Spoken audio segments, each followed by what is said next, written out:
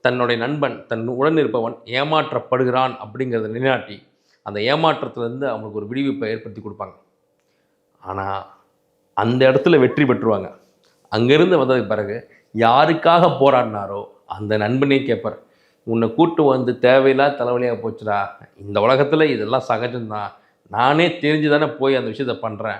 நீ எதுக்கு தேவையில்லாம சண்டை போட்டு தேவையில்லாத ஒரு பிரச்சனைய உருவாக்கி, ஒரு ஒரு பெரிய கலவரத்தை ஏற்படுத்தின."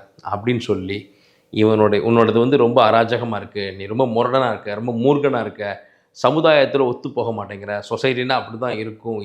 ஒரு மாரி நம்ம தான் பேலன்ஸ் பண்ணி, நம்ம தான் வளைஞ்சு அ நம்ம வந்து தாழ்ந்து தான் போய் தான் இந்த வாழ்க்கைய நடத்தி ஆகணும். நீ இந்த உலகத்தில வாழ தகுதி இல்லாதவன் அப்படின்னு சொல்லி, இவருடைய இந்த நியாயத்தை, தர்மத்தை நிலைநாட்டக்கூடிய அந்த பண்பையே வந்து குற்றமாக சாட்டி, அவரை விட்டு விலகிடுறாங்க. இவ்வளோ பெரிய மனவேதனை பாருங்க.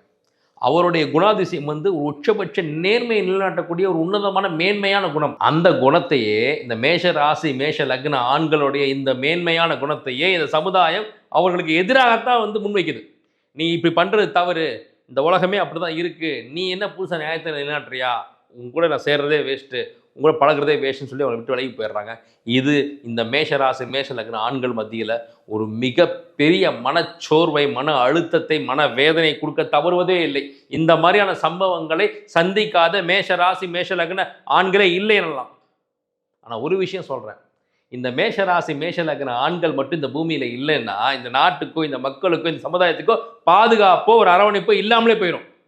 அவங்க இல்லைன்னா போலீஸ் இல்ல, அவங்க இல்லைன்னா ராணுவம் இல்ல, அவங்க இல்லைன்னா தீயணைப்புத் துறை இல்ல, அவங்க இல்லைன்னா நம்மளுக்கு வந்து ஒரு ஒரு பாதுகாக்கிறதுக்கும், ஒரு காவல் நிக்கிறதுக்கும் ஒரு எல்லை சாமி மாரி அவங்க. என்ன வந்தாலும் நான் பார்த்துக்கிறேன். நீங்க கவலைப்படாதீங்க. நீங்க தைரியமா இருங்க. நீங்க தூங்குங்க. நான் பார்த்துக்கிறேன். அப்படின்னு சொல்லக்கூடிய அந்த தைரியம்